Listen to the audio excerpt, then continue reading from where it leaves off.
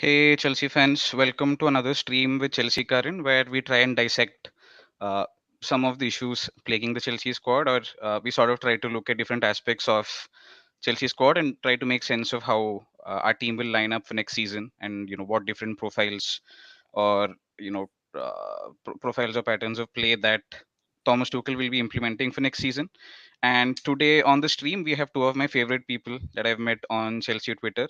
We have RJ Good Things joining us all the way over from Australia. And yeah, just a fun fact about RJ to start. He's the one guy, along with Travis maybe, that I've seen on Twitter who has nothing bad to say about a player. Uh, he'll only point out the positives. If there is criticism, it's always presented in a very balanced manner, and I think it's something that both these guys have in common. And RJ has his own YouTube channel as well. I'll be posting the link to it in our description in the pinned comment. So welcome, RJ, and thank you so much for taking the time out to do this. Thanks very much. Been a pleasure. Apologies, it's been a bit delayed, but appreciate your nice comments.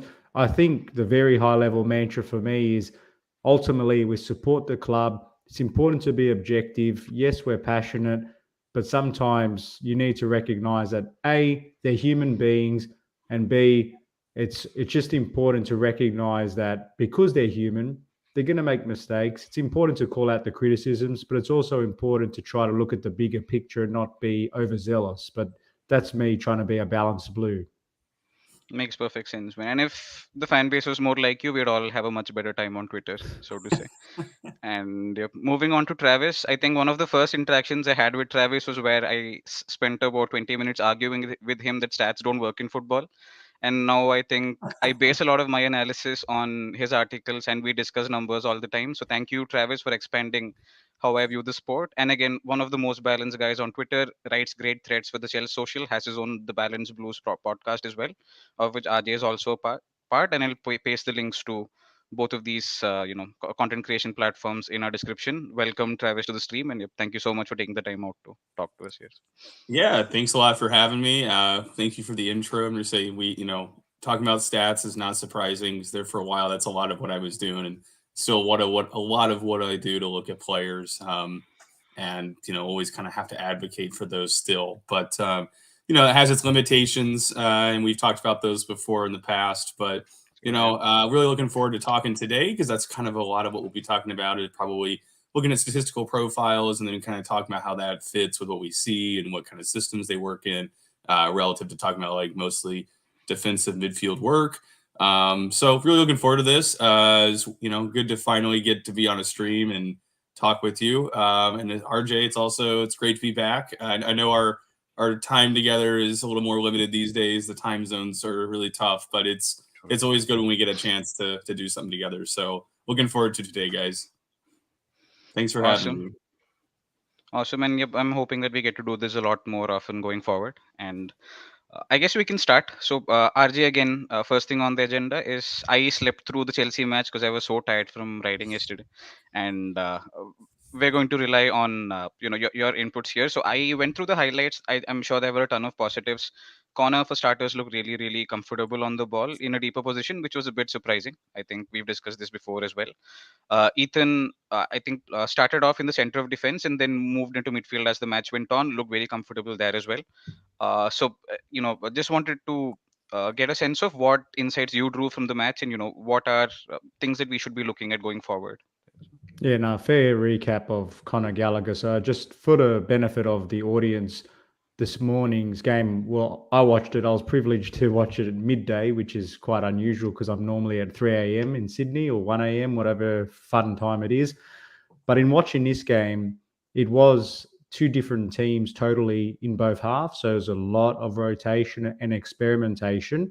What I will say is that it was interesting seeing Connor deployed in a double pivot there with our inevitable friend Ross Barkley, who's, again, he had some hit and miss moments. There was one classic moment where he was making a driving run, and what he tends to do is he delays his pass, and Kai Havertz drifted offside, and it was a classic Ross moment.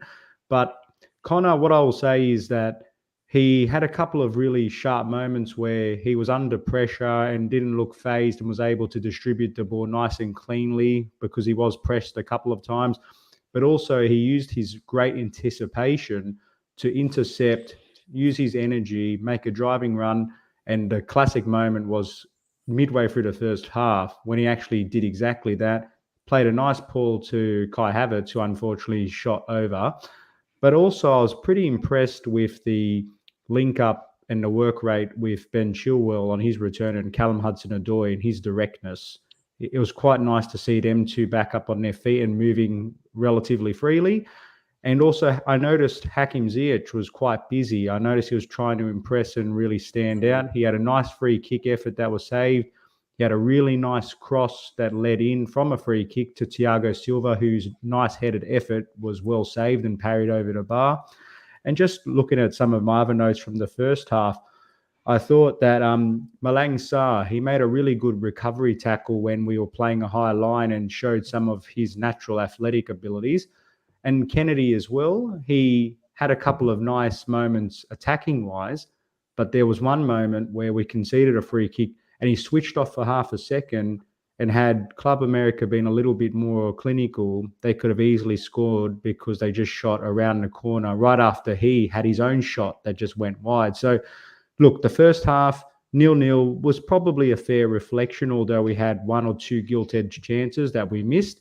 And in the second half, we looked a lot more fluid with Jorginho and Mount in the middle, which again is an unusual combination. But I've got to say, Jorginho gave us a lot more structured and discipline. And Ethan Ampadu, together, both being possession-type players, I felt a lot more comfortable when we were being pressed. And there were a few occasions where we worked our way out of dangerous situations quite seamlessly. And Mason Mount worked very well with both Reece, like I said, with George, and also Christian and Alonso too, which we know Marcus Alonso is much maligned amongst the fan base. I thought he had some good moments in this game and deserves some praise because against a team that was sat pretty deep, he's someone that used his aerial advantage, his technique to bring down a long diagonal, and he put in a couple of really nice crosses at times too to add that extra player in attack. So, yeah, overall, hard to gauge too much from a first game in a pre-season. No real injuries that I could see that was reported of, but I was just pleased to get a real good combination of those that were on the pitch. But I dare say Thomas Tuchel was keeping his cards close to his chest because both teams, I could handpick some from Team A and some from Team B. So I think he's doing a lot of experimentation in the early days. Yep, anything. I'm sure Travis enjoyed the compliments that Alonso just got. I think in a lot of the GCs that we're They were in, we're the fair. only two They were guys fair. defending. Exactly. I think we're the only guys defending his contributions there. I think there's a lot of frustration with how we sort of recycle the ball at times. It goes out to Alonso, it comes back, and I think people notice only the negatives. But he brings so much box presence and, like you mentioned, right, an aerial threat as well. So he has facets that, you know, especially for a team that struggles at times in the box like we do. He's a great asset to have. And if he does go to Barcelona, he'll leave a cult hero for sure. And Travis, I'll bring you in at this point, as in any insights that you drew from the match, as in anything specific you'd like to focus on before. Yeah. I mean, in the first half, I think what stuck out to me most, if we're going to talk about individual players, was probably Conor Gallagher. I think what impressed me the most is he was displaying a couple of times where, there's a few that I remember where he put in a few crosses, one that went to Ziyech that was almost converted where he kind of flicked it. But he had another one where would have been on the left side of the pitch, and he kind of received the pass and very, very quickly, had this like bending, almost, I don't want to call it a cross, but it was switching the play, a couple bounces over to the right side. But it was what impressed me was about, the speed in which he, received the ball, immediately just gets it moving. And it reminds me a lot of what we see with like Jorginho, where he gets the ball and there's immediately a decision made. So that was like just one little flash moment that got me thinking, okay, well, maybe Conor Gallagher will be able to actually work out in our center midfield room in this midfield too. Because we started out the match in three at the back, which I thought was interesting. I immediately, when we started out, three at the back, messaged, you guys probably know Carefree Jam on Twitter, because he's had this giant agenda against three at the back. So it was the first thing I noticed that, okay, well, we're still keeping the same system. But then obviously what I noticed in the second half is we went to the back four and we had Jorginho on and we moved Mason into the midfield three. And it was looking way, way better than we were seeing in the first half. The chances were getting created. I thought, at least from my perspective, they were getting created more often. We had Pulisic miss a very good chance. That was a header. He kind of, skimmed it over the bar a little bit. But I thought that the overall creation looked better. And I thought really the standouts for me, I thought Gallagher was the overall standout from what I saw. For sure. Yeah. And it was good that you mentioned that, RJ, because that was one other thing that stuck out to me in that first half. You talked about Malang Sarr being this much maligned kind of character sometimes in the fan base, but that recovery tackle that he had, it was in the box as well, it was textbook. It looked great. It was really shut down their move immediately. I think the biggest takeaway from the match is that when we made the switch to basically playing a back four and going kind of more of this 4-3-3, to me, offensively, it was a better output than what we were seeing in the first half. But I thought that Ziyech looked pretty good, maybe trying to make a case to audition why he's going to, maybe leave Chelsea and why a potential buyer should go after him. I don't really want to talk about Ross Barkley because most of the times what we see in the preseason is only that in the preseason. But no, I thought that was the most interesting thing, is that we saw this basically tale of two halves as far as the formation goes. And overall, I think that we looked more lively after the switch to the back four, and we saw that Jorginho and Mason can coexist. And I thought those were you guys kind of hit on it already, but that's pretty much the main things for me as well. Yeah, I'm not sure if you noticed, Travis, as well, because I was just thinking about the Jorginho Mount midfield composition particularly, and I think sometimes Jorginho does get a bit of unfair criticism about the progressiveness of his passing at times, and I'm one of his critics. Obviously, I'm of Italian heritage, so I try to give him support where I can, but sometimes I'm quite critical with not the sideways passing, but sometimes the pace of the movement where he slows things down to his sort of rhythm. But he also was key to the first goal with his nice switch pass to Reece James, who obviously provided the killer cross. Mm-hmm. But there were a couple of times where Jorginho did get beaten in the middle and we were quite exposed on transition, or where someone would cut inside him and they had a shot. And if they were a bit more accurate, it could have been a little bit more dangerous. So there were a few little holes in that sort of setup if a better team was there to capitalize on it. So it's just one of those things I think Thomas Tuchel will be acutely aware of.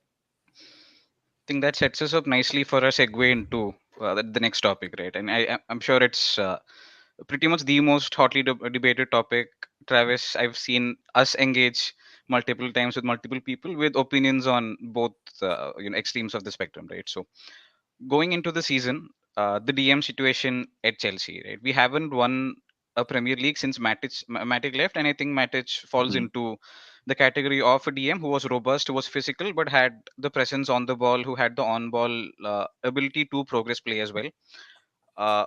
There's opinions that fall that say Jorginho does sort of struggle in transition, which is true. But the solutions that people say are either the structure that we have protects him from moments in transition, or we switch to someone who has the legs to maybe cover more space than Georgie does. So I'll come straight to you, Travis, first. So what do you think are possible solutions for the DM role? As in, do you think we need personnel to come in? The obvious choice right there is the West Ham captain. I won't say his name for now, but yeah. Do you think personnel fixes all our problems, or do you think there's something more systemic in how our forwards can't hold on to the ball? Do you think that contributes to how Georgie struggles at times? So I think the Jorginho struggling at times is mostly what we're going to have most of our memories from would probably be from the spell of like 2019 to almost 2021, when Thomas Tuchel took over. I think that's where we're going to memorize, like we're going to have the most memories of Jorginho struggling. And I think that that's because of the structure we were playing with, which we were playing a very attacking formation, to say the least, where it was putting a lot of people forward in a 4-3-3. And it was primarily leaving maybe like two center backs and one midfielder back to cover any type of counters or transitions. And we saw that's where he's weak. And why is Jorginho weak in those situations where it's a counter with a lot of space to cover? But it's kind of obvious when you think about it. You've got four main things that I think of in all aspects of the game that you're thinking of. You're thinking your positioning, your movement, what direction you're moving, in terms of how the play is moving. And then you also have your speed, right? And inherent in all of that is the decision making you make to, position yourself, to direct yourself, to move yourself, and how fast you want to move yourself. The thing with Jorginho is he doesn't have the speed. Okay. He's got positioning that is elite. And you can look at his interceptions and his tackles, and he's making a lot of those. And he's not regarded as this big physical player who's, running about the pitch and busting up transitions. He's more positioning himself stationary and relying upon that positioning to compensate for his lack of pace, right? And that's what I think that he's doing so well. And he does that arguably better than almost anybody in the world. His positioning as far as where he's going to be being in that base of midfield is great. But we see that weakness in transitions, right? And that's fine. He's going to have limitations. So we can set a team up to have more defensive cover behind him to compensate for that. And that's what we see with Chelsea and with the 3 at the back system.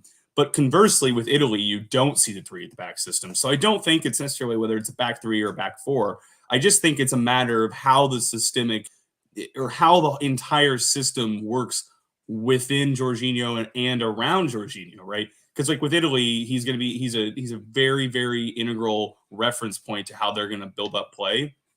And I mean, RJ could speak to this probably much more, watching a lot more Italy matches than I do. But that's where I look at Jorginho and see that he has deficiencies. It's going to be in those areas of the game. He's not somebody that's going to get the ball from the deeper part of midfield and drive it forward through a dribble or a carry. He's not going to necessarily provide that kind of profile for you. So I think his limitations, in my opinion, stem from his inability to have the pace to recover when he's beaten, and also he doesn't have the ability to cover a lot of, space and just overall open areas of the pitch when we're in transitional phases of the game, particularly when we're getting hit on counterattacks. And I think that conversely, you could say, well, those are his limitations, but I could also say that Jorginho's game is not built around ever needing to be in a foot race with somebody. And I think that's how his game has been developed. And it's much more about positioning and being in the right place at the right time, as opposed to winning foot races and making these, sliding, lunging tackles basically be the last defender to break up play. That's kind of where I see Jorginho's weaknesses per se. And then that contrasts, and I think that's why we see so many people talk about wanting a different profile DM, because a different profile DM that most people talk about tends to be a profile that's more traditional and much more of a Makelele role. And that's just not the role in which Jorginho plays, or I don't think that's the role that Jorginho ever wants to be playing in, given his skill set. Makes perfect sense. And I think I was on the opposite end of the spectrum like a couple of years back, right? Under Lampard, a lot of times in transition, like you mentioned, it would be Jorginho, both our fullbacks would be like all the way up the pitch, and then it was basically 2 centre backs and maybe Georgie defending in transition, which is definitely not. If you have people like Adama Traore, and at one point, I think in the Sarri season, Son and Dele Alli sat on Georgie for like the entire match, and post that people started picking up on that tactic, right? So. But under Italy and in Napoli at times he did play in a 4 where he had Alan closer to him, he had Locatelli or Verratti closer to him, and he did rack up interception numbers there. He wasn't as exposed in transition as he was at Chelsea in those systems, right? And I think, yep, Travis, I think you made some great points there, and I'll definitely come to RJ next. When it comes to West Ham, right, and even England at times, the kind of how they progress the ball is it's not an insult, it's effective, but it's a little rudimentary compared to how Chelsea or maybe teams like City or Liverpool move the ball, right? They have an out ball to the wide players and then play moves from there. In Chelsea, I think it's a lot more nuanced in how Kova and Georgie like passing to each other. Thiago Silva gets involved. So if someone like Rice comes in to our system right now, assuming it's the 2 in midfield or maybe one holder, and he still has to pick these passes between the lines. Do you think that's something Rice can do effectively, or do you think it's something that he has to build into his game going forward? Yeah, look, for me, it's interesting because, like you said, with West Ham, their style of play is a little bit more direct, a little bit more vertical, if you want to call it that. And I think because compared to the way Chelsea have set up, and it's not just the way Chelsea is set up, it's the way the opposition sets up against Chelsea, which makes the breakdown process a lot more challenging. And that's why I think, to sort of echo and to answer you the question about do I think whether or not Declan has it in his locker, I think he has it, but it'll take time for it to fully come out and adjust. But from a Jorginho point of view, there's things that stood out from what Travis said, which I agree with, is the limitations are centered around his inferior athleticism, if we want to call it that, because it's not just the fact that in transition, the risk defensively, but it's the fact because of his because of the lack of speed, he doesn't have the ability generally to break the line through his own progressive dribbling. So he has to rely on his known attributes of his positional intelligence and connecting the dots between defense, midfield, defense, attack, or defense, midfield, attack. And the other limitation of that is not only does that lack of pace hurt us when we lose the ball or when we're being man-marked, it also has a strong reliance that the rest of his teammates are on the same page as him. Because if they're not on the same page and he mistimes a pass or they don't read the game 2-3 steps ahead that he does, that'll break down very quickly. And that's where often things become quite dangerous for us. So it's just one of those nuances where, unfortunately, because he reads the game a certain way, he's often dependent on others being on the same wavelength. Whereas other players, they might be able to get away with that because they can have that physical ability to recover a situation and start again.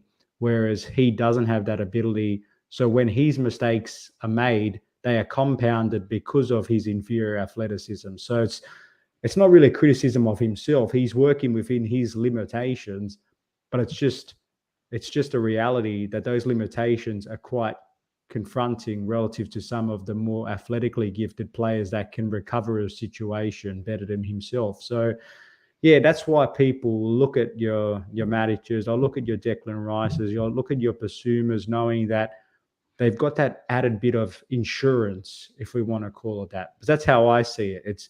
It's nice to be a possession-heavy team, but the reality is when you're versing other teams who don't have a real interest in playing much football, but have a stronger interest in just being defensively sound, the moment you commit too far forward, teams will exploit that, and you've got to be able to navigate that risk. And I just think with someone like Jorginho, it's not binary where he's bad or he's good.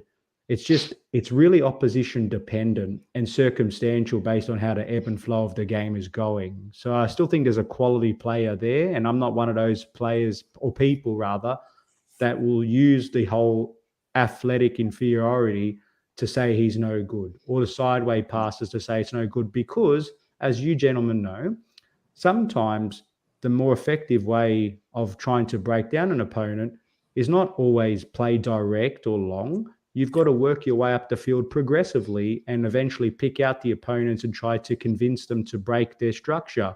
So there's more than one way to skin a cat, as they say. So I think Jorginho is sometimes a bit misunderstood in that regard. But yeah, definitely has some limitations that, unfortunately, when exposed, are quite bad for the team. Makes sense. And, like you were saying, to rack up these sorts of interception numbers, right? Are these visible on the screen right now, RJ? Yeah. Yep. So again, falling into the 93rd percentile for interceptions, right? And even if you look at his progressive passing numbers, they're great. For a person as physically limited as Jorginho to have carry numbers as good as this is, I think something I didn't expect, to be honest. And I would just caveat that I think a lot of those progressive carries are probably occurring, and just this is coming from my own eye test as well as thinking from probability alone. He's probably, what he's doing, he's receiving the ball on the turn near the edge of the defensive third and then moving it maybe 10, 15 yards forward and then playing a pass out wide to a fullback or a wing back or something like that. I think if you were to look at that stat more in terms of where the progressive carries are occurring, in terms of which third, they're going to be disproportionately coming from the defensive into the middle third. But that's just the dribbles completed as well. The dribbles completed complements that analysis as well, because this comes to the point. if a team is man marking someone, he's not someone that has the profile of a Kovacic that can break that man marking rhythm and create his own space. So that dribbles completed one really stands out to me. Yeah. And then when you kind of couple that with the 24th percentile for touches in the attacking penalty area, it kind of shows that he's staying away from that boxed area. And, and that's what we expect, right? He's a defensive midfielder. We don't expect him to be getting forward like that.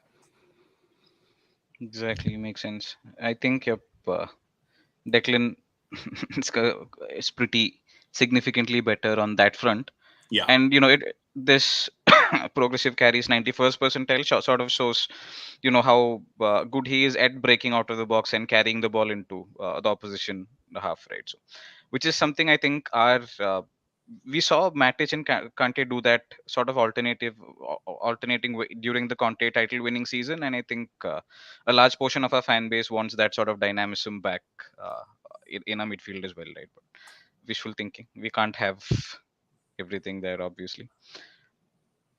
Was the screen not visible here? No, you've got the Jorginho report pulled up. Yep, right now, but this is visible still, right? As in the entire screen. Yeah, we can still see it fine. Now we're looking at the Declan Rice overview. Exactly. Yeah. So, in terms of progressive passes, I think this would be my only concern with Declan.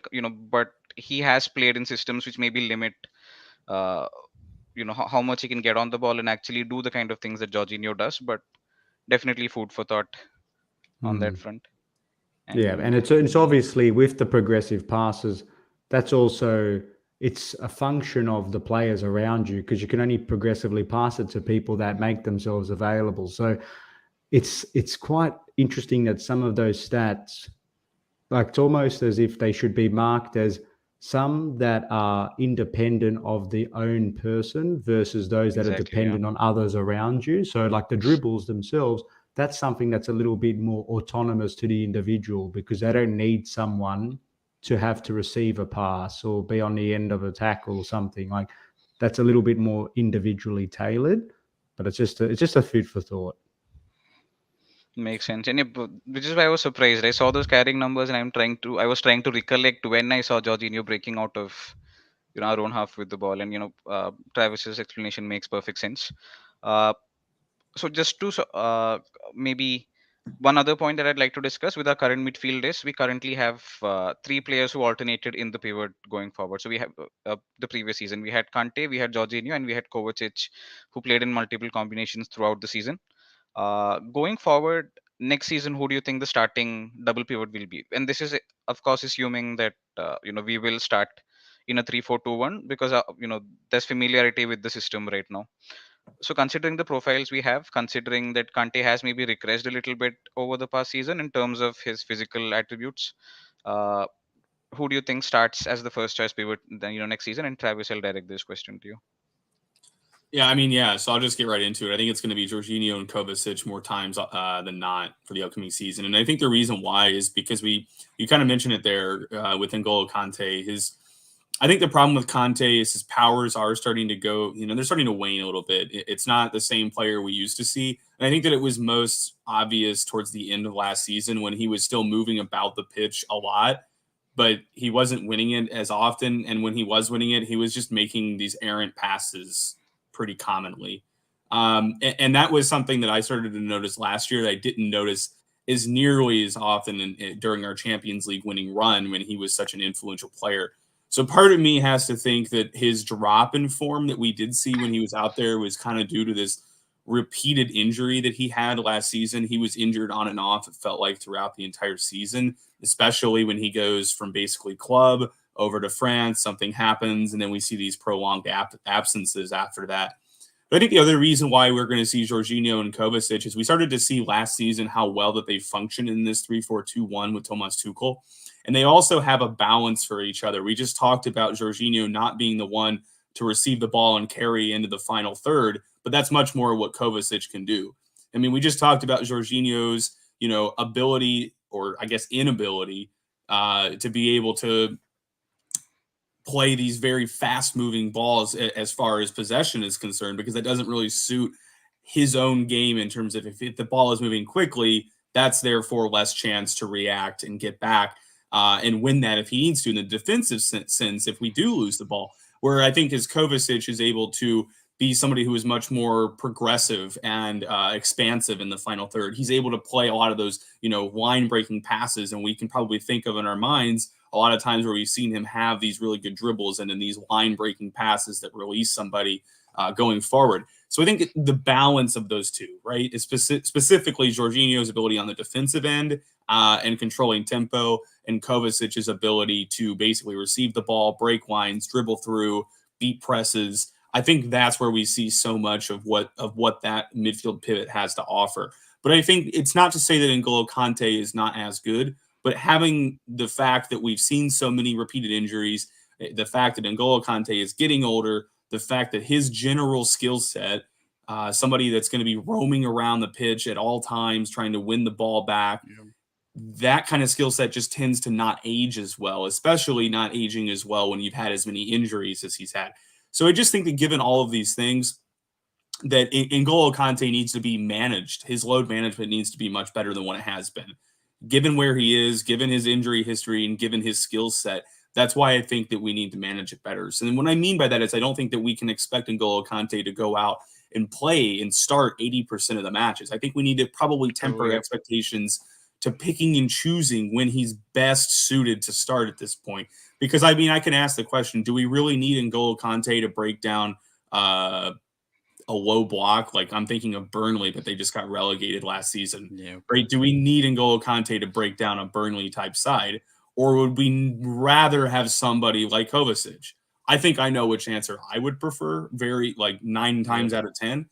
So I think we just need to pick and choose when we use Kante more, pick matches where his skill set is going to be maximized, and then we can also still rely upon kind of these low block, your average type match that we're going to go up against a team for.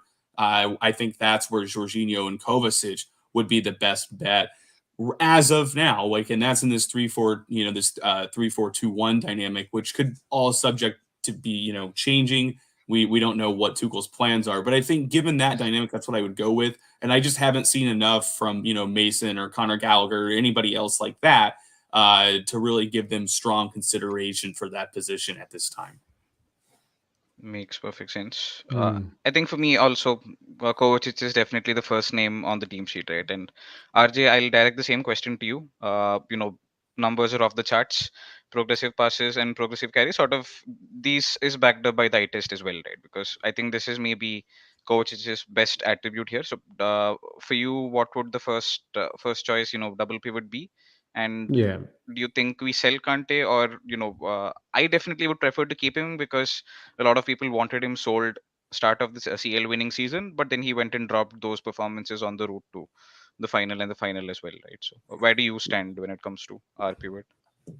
Well, it's interesting because my position on this changes quite often just because I'm thinking about all the different permutations, and it's not that binary, unfortunately, but a lot of what Travis said made sense to me. And the way I sort of tend to think about it is there's a couple of added features in this season. First of all, the 5 subs thing is an important overlay here. Okay. That's going to give us the extra ability to better manage the use of our midfield composition, in my opinion, which is going to be very important. And I no doubt we'll see Tuchel fully utilize it to rotate both Jorginho and Kante in that respect, because you're looking at last season's numbers from transfer market, and Jorginho, interestingly, had the most number of appearances, 46, 3,561 minutes. Kovacic, 44 appearances, 2,901 minutes, and Kante, 41 appearances, 2,713 minutes.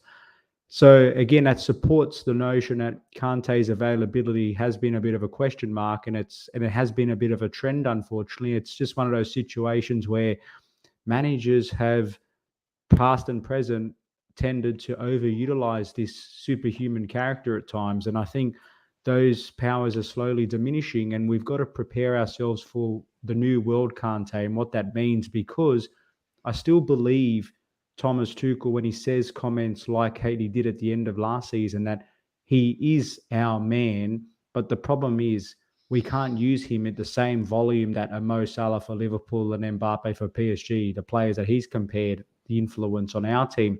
So what I'm hoping is that someone like N'Golo will be spared from playing 3 times a week and play mainly for the bigger occasions, but also based on the profile of the opposition. Like Travis said, the low block teams, I would tend to use Jorginho and Kovacic because they seem to have more of a telepathic understanding and a better relationship. Exactly.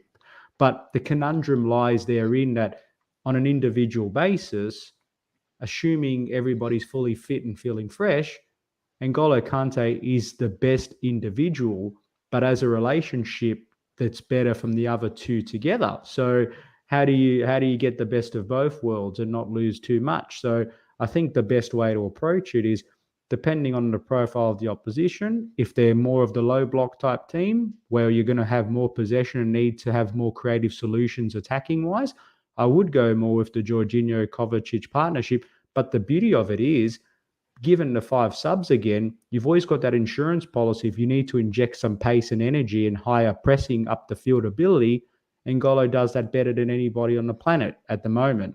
And it also gives him as in Kante, that extra bit of assurance that he's not going to be run to the ground and it's going to increase his longevity. So I'm not one of those people that will die on a hill saying, oh, whoever starts first is the more important. It's about what's the best for the collective here. And if you use them right, because I still believe that current midfield composition, that despite all of their differing qualities, when you put them together, they don't quite hit the mark in generating a genuine title charge. So I'm just hoping that this season, throughout other combinations and other options we've got on the bench, your Gallaghers, your Loftus-Cheeks, all of these type of players can be used in different ways to help bridge that gap. So the long-winded answer was that, Jorginho and Kovacic would be my general starting pair. But the caveat is for the bigger occasions or the different types of opponents, i.e. the Champions Leagues, that's where Kante is probably your X factor man. Yep, I agree with.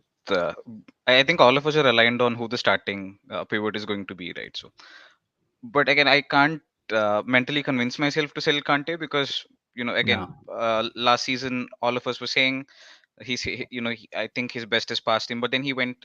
Was it against Lille that he dropped? I think it was in the knockout phases of the Champions League. The first match that we played was Rennes, if I'm trying to recollect which match it was, but then he covered almost every blade of grass for 90 minutes and he has that in his locker, right? So even if one more such Kante performance on the big stage, I think is worth keeping him around. And it just depends on the price, I think, as well, because he's approaching both Jorginho and him are 30, 31 respectively. This will be their second last year. Unless you got an absolutely audacious bid, the trade-off is you sell him at a substandard price or you keep him knowing what he can deliver as long as you use him sensibly. And it would be a very tactically questionable decision if we were to sell him to a rival and he goes and delivers that kind of UCL campaign. We would look very silly if that happened. I can't imagine Kante in another Premier League jersey, at least. If he goes off into, let's say, something like Serie A or Bundesliga, then still digestible, but not in the Premier League, man. It would break my heart. Kante in Serie A would be way too much pace of play. Like, I don't think he would dominate Serie A because it's such a slow pace. He'd be like 7 yards ahead of play, turning back and looking at where's the rest of the midfield. I think RJ makes a good point, though, that we just can't accept a fee for Kante just because it's a fee for Kante. I think it would have to really be considered what that price is, because just like a year or two ago, we were hearing prices of like £100 million quoted for Kante thrown around with like PSG's reported interest in him. So, I don't think that he has declined when he's actually fully fit and playing.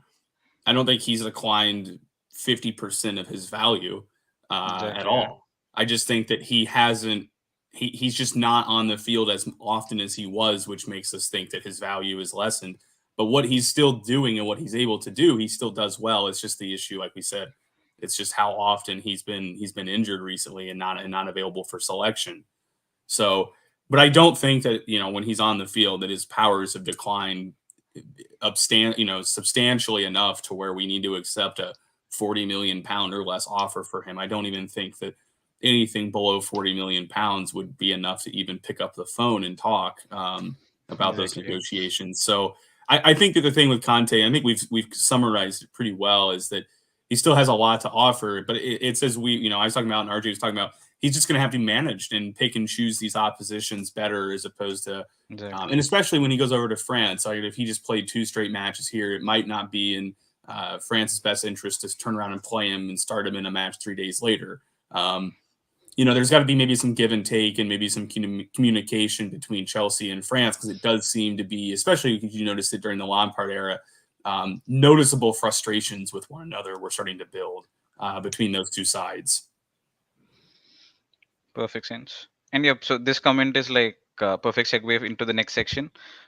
We discussed this, I think, in our GC just before we started this as well. Conor Gallagher played deep midfield for West Brom, but again, in a relegation threatened team, the kind of football they play is night and day when you compare it to Chelsea, right? And we saw him play in Palace, but in a role that let him break forward, and the defensive asks on him were a lot less than they would be at Chelsea.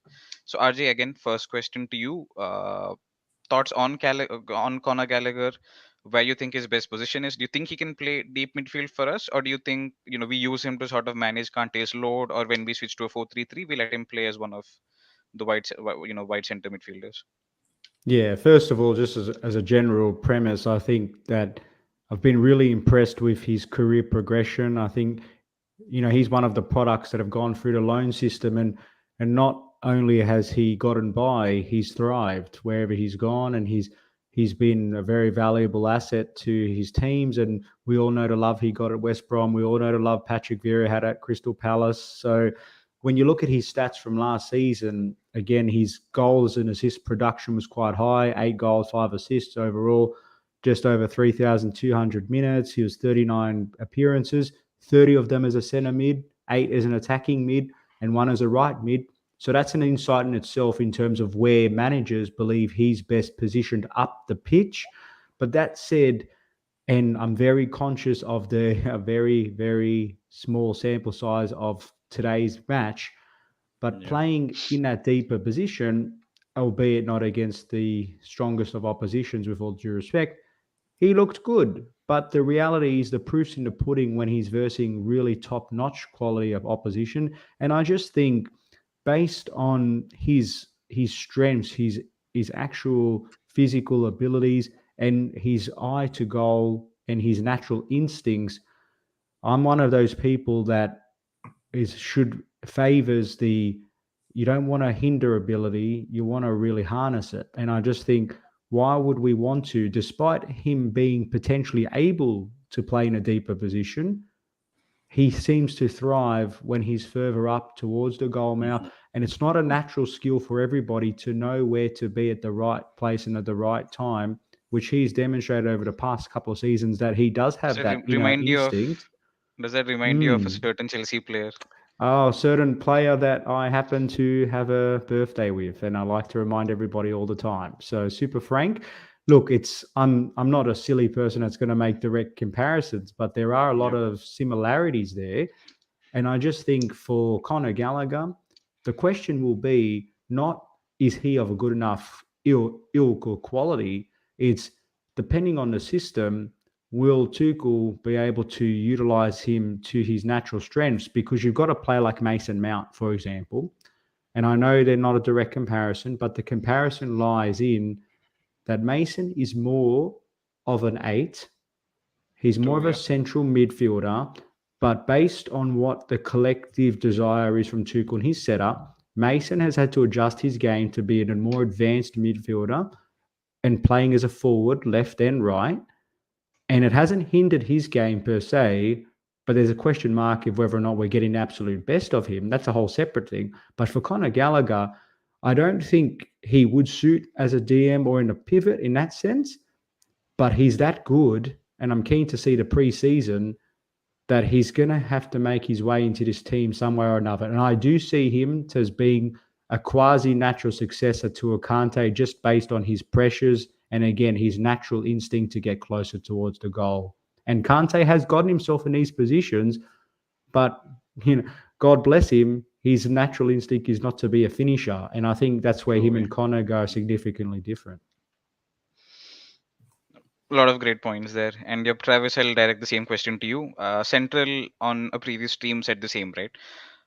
Maybe Connor could play the deeper role, but he has so much to offer going forward. So one particular goal comes to mind. That's the one against West Ham, right, where he turns Rice inside out and then finishes near corner. Near corner. It's something I saw Lampard do multiple times throughout his career. Of just creating that 1 yard of space you need to get a shot away. A lot of people will downplay the importance of you know people talk about dictating tempo and multiple other things. They may try to overcomplicate the midfield role, right? But all you need to do is either create space for someone else or create that 1 inch of space for yourself in the box, right? And Conor Gallagher for the first half of last season was doing that consistently. Do you think we switch to a 4 just to accommodate and create more goal threat there, or do you think Tuchel will sort of persist with this experiment that he did today of him in a deeper role? Yeah, it's gonna be really interesting. I think it's hard to say because if you look at how we played in the two halves, first half was very much what we're used to. Second half was much more not what we're used to as far as the system and personnel that were used there. My personal opinion on Conor Gallagher is that we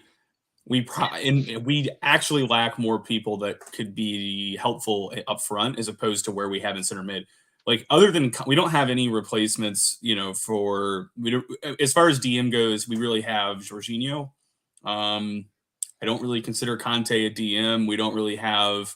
We kind of still have Kovacic at center mid. Maybe we can move Mal. Like we have people other than just directly at DM that can fill in these center mid positions. And I think that where Conor Gallagher will be played, if he was played in midfield too, will not be the Jorginho role. Will be much more of the Kovacic role in that pivot.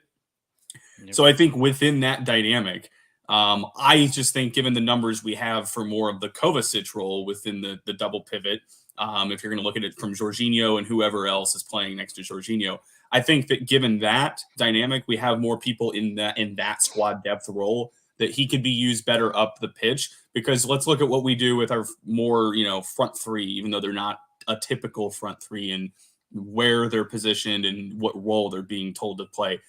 We're going to ask our front three to press. We're going to ask our front three to try to win the ball high up the pitch.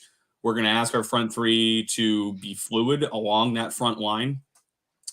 And we're going to look for cutback passes to create chances if we do win 1v1s near the touch line or the byline. I think Conor Gallagher could do all those things. He's going to be able to press well. He's somebody that can press well. I think that ability as that maybe inside forward, higher up the pitch, not only his goal threat, but his pressing threat, I think could work. Because when I watched him, I think that he does offer enough athleticism to where he's going to be able to be an effective presser in that front three. And I think that just because we currently lack a goal threat, we really do. We don't really have any direct one player that's out there that at all times I think is going to give us a goal.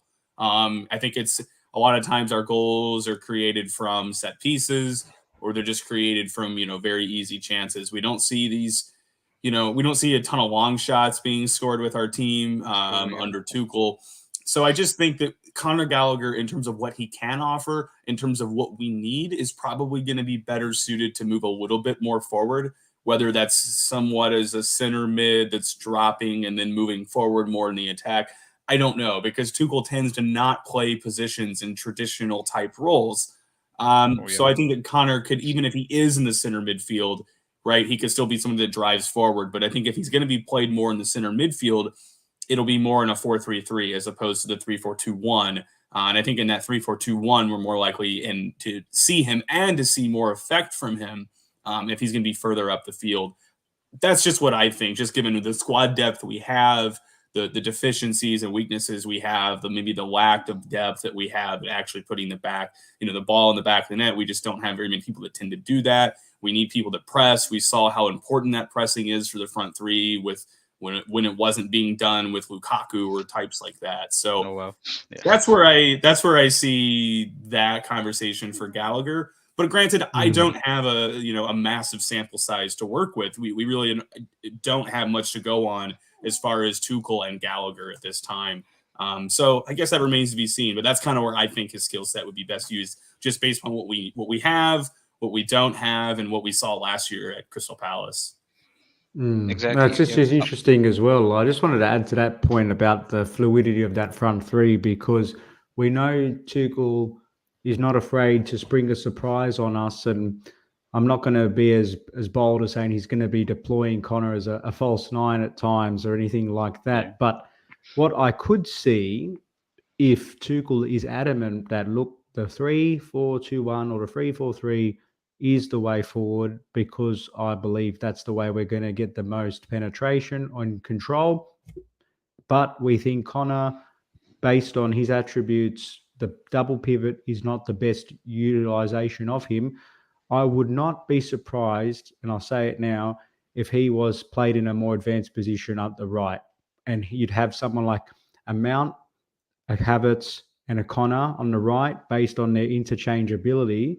That would be something where it would be, and given again with the 5 subs sort of policy, I could easily see him being deployed in those higher attacking positions on either flank, just for his pressing ability and the fact that he can drift centrally. So, yeah, it's not revelationary by any means, but I could just see someone like, rather than a 4-3-3 being set up, because of the trade-off of him dropping too deep, that he has that engine in him and that goal-scoring instinct and athleticism to be able to play in those higher advanced positions. So it'll just be interesting. I think the conclusion is, either way, from my point of view, he's too good of an asset to not have a regular place in this squad. Like, I just think if he was to be loaned out or sold, I would be truly baffled by that. For sure. I think Dan Hill might leave all social media if that happens. I think he's the biggest Conor Gallagher fan I know. Recently changed his name to CG23 on Twitter as well. So, and yep, great guy, Dan. Hopefully have him on the stream soon. And yep, so we were just looking at his underlying numbers as well, right? For someone who's as big a goal threat as Connor is, like CFC Central mentioned as well, having him drop that much deeper limits a lot of his play. I think it would be something similar to what Pep did with Yaya Toure at Barca. He had him playing centre back, he had him playing at number 6, and then he came to the Premier League and just tore things up, right? So I hope, at least for me, I think I echo a lot of what you guys mentioned, and we should be, whatever systems we devise has to have Connor arriving in the box and a lot closer to it. So I think, yeah, we've spent a considerable bit of time and we've covered most of what we wanted to today. I think there's just one thing that I wanted to get both of you guys' thoughts on. We've discussed other academy players as well. We've discussed the current midfield options we have. Two amazing prospects that we've missed out on are Billy Gilmer and Ethan Ampadu. Uh, and both had very contrasting seasons last year. So Billy struggled obviously at Norwich. I'm not too sure whether it was him falling out with Daniel Fark or him being too good for the people at Norwich. That's how I'd like to believe. And Ampadu went to Venezia. I think the start was a little difficult for him, but he went on to become one of their best players, right? Uh, and RJ, again, I'll ask this question to you first. Do you think either of them can stake a place for a spot in the starting 11? Because considering West Ham do not want to sell Rice and we don't want to look at other targets, we might have to make do with the existing squad as is, right? So, and Ampadu, especially given his defensive no, and given he's played in the base of midfield under a very demanding manager like Conte, do you think either of these players will continue to feature in the squad going forward? Yeah, so I'll talk about Billy first. I think we all were pretty excited when he got on to the scene under Frank, and I think he was someone that was excited the fan base, and I was one of the people that were bought into the young prodigy that is Billy. But I think under Tuchel, I can understand why he was sent on loan to get regular minutes, given he's only 21 years old. But equally, the physical profile for someone like Billy, I think, is something that's working against him, whether or not that perception is justified or not. I think that might hinder his long-term chances of cracking into the squad. So I think in the immediate instance, and I know that my argument of 5 subs increases everybody's minutes potentially, But due to the rest of the squad composition, I think in this particular case of Billy, he would be best served to have another season, one more season for someone like an Everton where Frank's going to give him minutes, or just somewhere else where he has a proper opportunity to put last season's demons behind him, because he still played 28 odd appearances and just over 2,000 minutes. But on the whole, it was a pretty unsuccessful season for him, and we were all expecting a little bit better for him. So hopefully this season, fresh start in a new team, new manager. Depending on how that goes, he could have a Conor Gallagher-esque type season and come back the following season, because he's only 21. Again, the chapter's not closed on him. So I'd say fast forward, go out on loan, show us what you can really do, come back and we'll reassess. Ethan Ampadu, different situation for me. He's been a product of the loan system for a long time now. He is, by definition, Mr. Versatility. You look at last season's numbers, again, 16 appearances in DM, 6 in CM, 4 times in CB, 2 times in RB, and then in right midfield as well. So just from an insurance coverage point of view, and he played a good game again this morning, I would be inclined to give Ethan a genuine chance this season, provided he impresses during the off-season. With someone like a Declan Rice, there's no reason why they can't think long-term. I think it's a bit ludicrous to spend $100 million on him, knowing that he's a season away for potentially getting a pre-agreement and getting him for zero, or at least at a much more budgeted rate. So in short, Ethan, I definitely would keep now.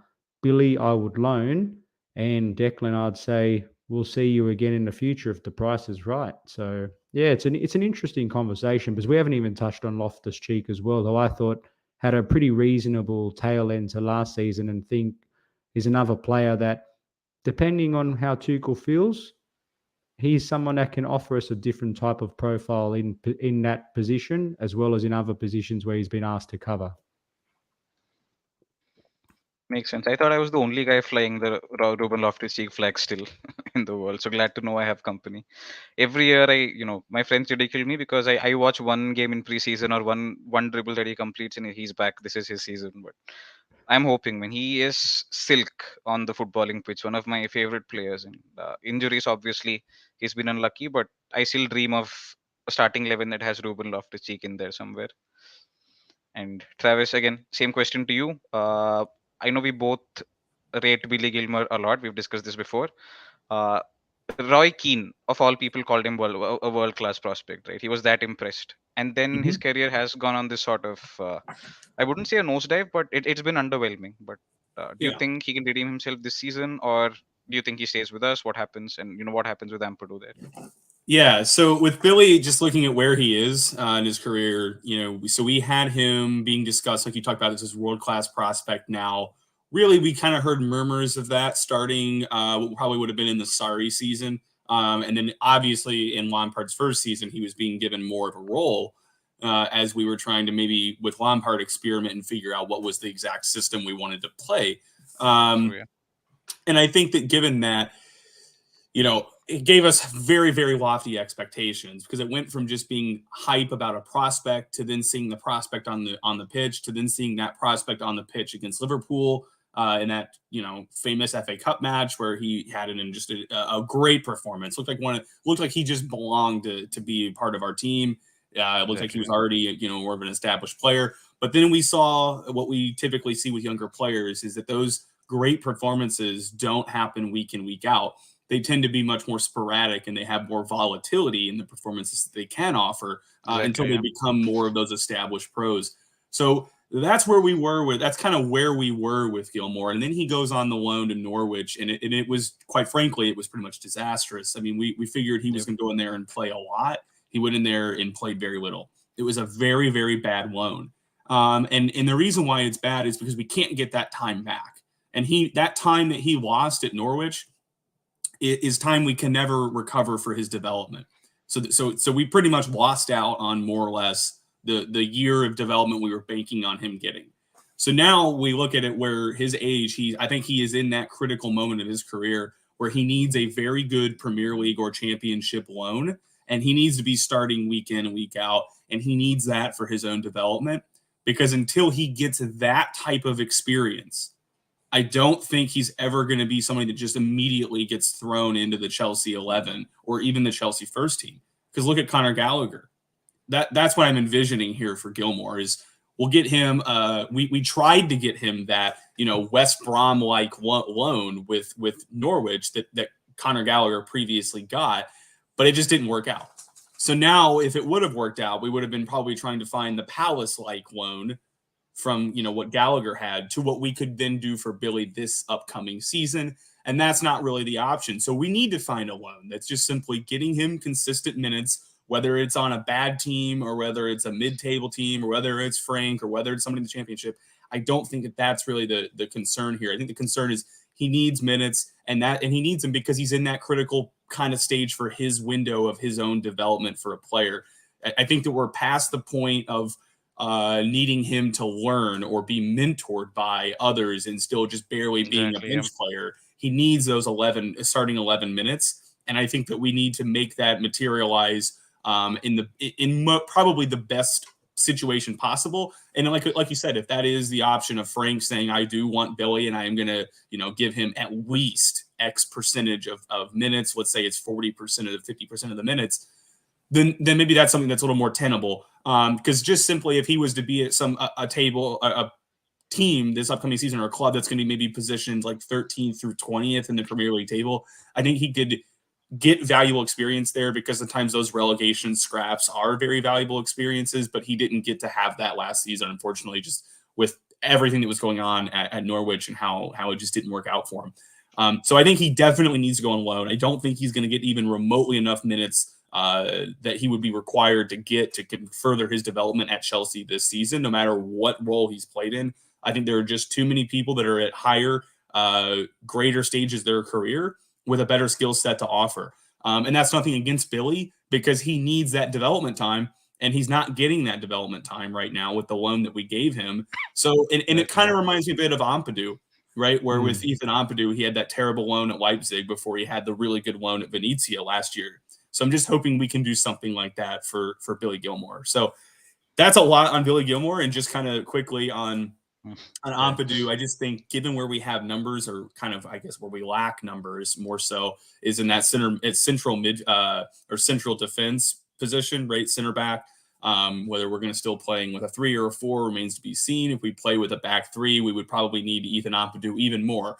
And his positional flexibility could be something that in a pinch would be useful, because if we remember, we have the Winter World Cup coming up, and that's going to, and whether Ampadu makes the squad, I don't know if he's going to make the Wales squad. I would assume he probably will, simply because he's a regular for them. Yeah. Okay, so he's going to make their squad. So it doesn't really give as much credence to my argument. I was going to say that we need people to stick around for that period next season when everybody else is at the World Cup. Like Jorginho won't be at the World Cup. Another reason why we probably need to keep him. We're going to need more people like that.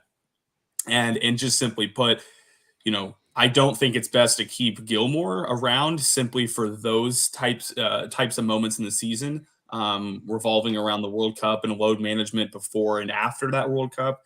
I don't think that we should retain him just on that prospect alone. He needs more consistent time. And then with Ampadu's case, if we only bring in like one more center back and we don't bring any central midfielders, I could see him actually having a role, especially if we move Gallagher further up the field than, basically playing in the deeper lying double pivot. So that's kind of where I would go with things. Billy is absolutely get this kid a starting 11 role, no matter just somewhere with a loan that's going to be a high enough level of play. And then with Ampadu, I think it's keep him in the squad only so much so we don't make a bunch of other moves in central defense or in central midfield.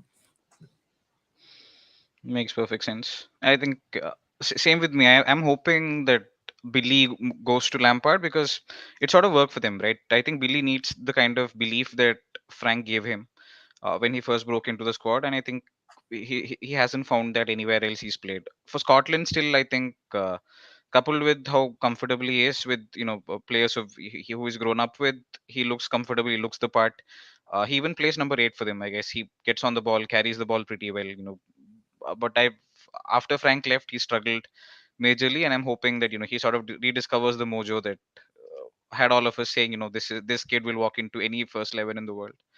And I think, yep, we've uh, spent about an hour and 5 minutes, much more than I expected. So this was like an amazing discussion, guys. And again, I know from all across the world, Travis from the US, RJ, and I think it's like 11:30 for him right now. So sorry for keeping you up this late, bro. But we'll try and sort something much more convenient next time. We'll end the stream with one last question. So given one dream signing, right? No constraints on budget, contract situations, which league they play for. If there was one player you could bring into our midfield right now, who would that be? And question to Ajay first. Well, I think we had a similar answer, to be honest, before. The answer would be Kimmich for me, Joshua Oh wow. Kimmich. I just think we've seen his stats. We've gone through the data, and it's not just the data, but it's the consistency. It's the, I would call him the well-roundedness, and this is the key nuance, the demonstrated consistent well-roundedness of that kind of player. I just think he'd be a good leader by example, mentor, and all of the attributes when you compare him across all of the other players in comparison. Now, a lot of people will say there are some players of the future. Obviously, people talking about your Declan Rices, your Aurelian Tchouaménis, who I was a big fan of, and I was very disappointed we didn't act on that last season, but it happens. But for the present, here and now, demonstrated ability, he's someone I think would help us the most, although I'm very cognizant that there is no silver bullet solution. One player is not going to dramatically change the fortunes of our whole squad, but he would, in my view, represent the biggest material improvement that one player could offer. I think there's this one random stat that CFC Central through the last time we had him on. So again, looking at Kimmich's number, these are unreal, man. This is a defensive midfielder racking up these numbers. And the stat was he asked us to guess how many big chances Mason Mount had created last season in the league, right? And the number was 10, if I recollect right. Kimmich from deep midfield had created 14. And now you can definitely apply a factor of Bundesliga tax or whatnot, but for a person playing so deep to be this consistently creative, and it's backed up by the eye test as well, right? He consistently plays wingers in behind. I think people like Nabri, Sane, and everyone else in the German team feeds off on his creativity so much. Amazing player, and I think my answer is the same. If Kimmich were to ever sign for us, it would be the dream signing. And Travis, moving over to you. Yeah, I think my dream signing would probably have been like Marco Verratti if it was a few years ago. Nice. Is somebody that I would have Top chose. player. Yeah. And I think that he would have fit us so well in terms of what we could get from him. He can do pretty much anything in central midfield. He's a player I long wanted Chelsea to go for. I think now the sunset might be coming closer to the those stages. He might be closer to the twilight of his career. The sun might be setting a little bit more now on him. How old is Verratti? I'm just checking right now. He's got to be he's probably got to be at least 30 31. to 32. He's 29. Okay, Yeah, so he's only 30, 29. yeah. Okay, Oh, so he's okay. actually, it just feels like he's been a Here world-class forever, yeah. player for 10 years and he should be like in his mid-30s, but he's just a very good player. So I would probably still choose Marco Verratti. It's somebody that I've always had a lot of respect for. I've always liked the role he plays. I think that given what we need, he would be a very good hybrid player for that. But I'd also say if, Joshua Kimmich would, you can't really go wrong there. And like, it was one thing that we were doing before. We were kind of looking at statistical profiles of these players. So we were looking at Kimmich compared to Kovacic, Jorginho, and compared to Conte. And one thing that stuck out to me is if you were to kind of mix all three of those, Jorginho, Kovacic, and Conte together, you sort of, in my opinion, get a Joshua Kimmich-like player. And that's why I think he would complement us so well. So I'm all for if you go for Kimmich. Me personally, I like Verratti a little bit more. Maybe if this was a few years ago, I would be much more strongly opinionated for Verratti. But I think those would be two of the better profiles that we could target. Now, if we're going to really go for a DM, it's just hard because there aren't that many defensive midfielders. True, yep. there just aren't as that many of them, right? I think that if you're not going for like a Declan Rice and you know that Chouamini is off the market now, which we had the chance and we decided to go other directions For Saul, yeah. Yep, for reasons that I will never quite understand. But I think that, you could also look at somebody like Wilfred Ndidi. He's in the Premier League already. And the other thing too is I think that we should look. I've had this discussion with another friend of mine. He's been on my podcast, Tyler Wickham. One thing I would like to see us do a little bit more is not target a bunch of players that are basically making lateral moves to Chelsea. So transferring from a super club to going to another super club. We did have in the past this tendency of taking players that were in maybe a lower, maybe not a bad team, but maybe more mid-table, or like when Liverpool, we took like Raul Morales from them whenever they were kind of on the in their transitional phase, to put it lightly. We used to take players that were taking steps up, like Gary Cahill from Bolton. We used to take players like that, chances on them. We took Juan Mata when he was taking a big step up from Valencia to Chelsea, and we haven't done that as much in recent times. So I think we'd be better Michael off. Essien would probably be an example, RJ. What a legend. And RJ got a birthday wish from Essien as well, and that is Yep. the most jealous of a person I've ever been in my life. So yeah. We're best friends. What can I say? We both score rockets against Arsenal. Yeah, another fun fact. RJ has had Fabrizio Romano on his channel to discuss transfers and football in general as well. RJ, share me the link. I'll put it in the description if you guys want to go watch a great conversation with Fabrizio. It's there. And Travis has a great podcast which he runs and uploads very frequently. Travis, if you can share that across, I'll have that up on the description as well.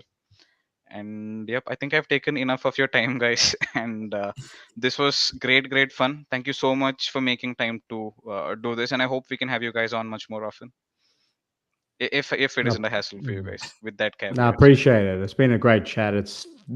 We could talk about this for hours and hours on end, but hopefully we can have a rendezvous in a couple of months' time.